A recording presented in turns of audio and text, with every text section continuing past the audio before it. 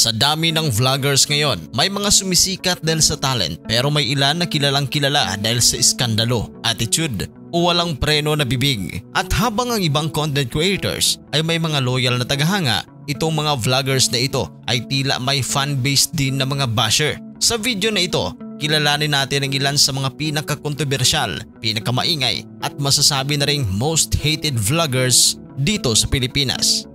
Diwata. Sino ba naman ang hindi nakakakilala kay Diwata o Deo Balbuena sa tunay na buhay na sumikat sa social media bilang isang masayahing tindero ng street food? Noong una, aliw na aliw ang mga netizens sa kanyang puwelang dala sa pagtitinda sa kanyang sikat na parisan na tinatawag niyang Diwata Paris Overload.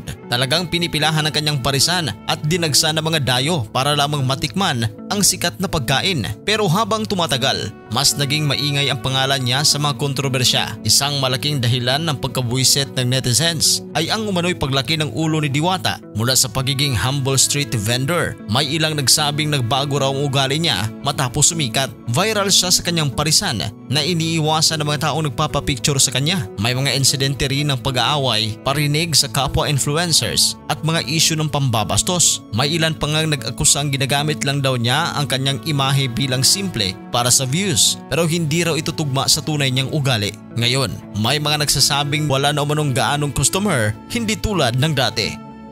Tito Mars. Si Tito Mars ay isang content creator na kilala sa kanyang lifestyle commentary at mga reaction videos. Naging kontrobersyal noon si Tito Mars dahil sa ilang content na tila may halong pangmamaliit sa pagkaing mahirap. Isang partikular na video ang nag-viral kung saan pinanood at nireakan niya ang isang video ng Kalye Food tulad ng isaw, Betamax, Kwek-Kwek at iba pa. Sa kanyang reaksyon, napansin ng mga viewers na tila nandidiri siya, umiirap at nagbibitiw ng sarcastic na komento tulad ng, "Bakit nyo kinakain yan? Hindi ba kayo natatakot sa sakit?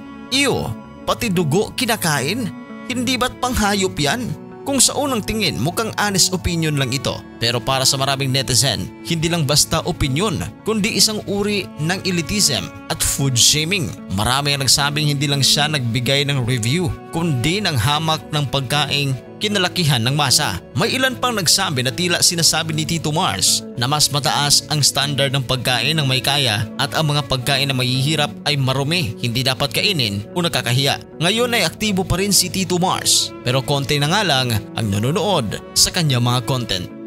Josh Mojica. Si Josh Mojica ay isang batang negosyante na sumikat sa social media dahil sa kanyang brand na Kangkong Chips Original. Sa murang edad, naging matagumpay siyang entrepreneur at ipinagmalaki niya ito sa kanyang content. Sa unang tingin, parang isang success story na dapat pamarisan. Pero bakit nga ba maraming galit sa kanya? Isa sa mga ikinainis ng netizens ay ang paraan ng kanyang pananalita at pagpo-post tungkol sa success. Sa halip na magbigay ng inspirasyon para sa marami, ay tila namamaliit siya sa kanyang mga kapwa kabataan na hindi pa umuunlad tulad niya. May mga lumalabas na video at quotes na tila nagsasabing, "Kung ako nga milyonaryo sa edad ko, kayo, anong ginagawa ninyo sa buhay ninyo? Wala sa edad yan, nasa diskarte. Kung tamad ka, problema mo na yan. Hindi mo kasalanan kung ipinanganak kang mahirap pero kasalanan mo kung mamamatay kang mahirap." Sa mga ganitong pahayag, maraming netizens ang nakarelate pero hindi sa positibong paraan. Para sa kanila, mayabang, self-righteous at walang empathy si Josh. Ikinainis din ng ilan ang pag-a-assume niya na kung hindi ka pa milyonaryo sa murang edad, ibig sabihin kulang ka sa sipag o talino. Ang masaklap, imbis na magpakumbaba, lalo pa niyang ipinopromote ang galing ko attitude na parang may patama sa lahat ng hindi umuunlad gaya niya. Sa ganitong paraan, mas lalong nadagdagan ang mga naiinis sa kanya, lalo na sa panahon ng krisis kung saan maraming kabataan ang hirap makahanap ng oportunidad. Sander Ford. Walang listahan ng mga kontrobersyal na vlogger ang kompleto kung wala si Sander Ford. Mula sa pagre-rebrand niya, mula sa Marlo Arizala hanggang sa viral plastic surgery transformation, naging instant social media sensation siya. Pero hindi lahat ng publicity ay maganda. Ang narrative niya noon ay isang glow-up success story. Mula sa nilalait, biglang naging artistahin. Pero hindi nagtagal, nagsimulang mabasag ang ilusyon. Ang isa sa pinakamalaking dahilan kung bakit hindi nagtagumpay si Sander Ford sa showbiz ay ang ugali niyang mayabang. bastos at hindi marunong makisama.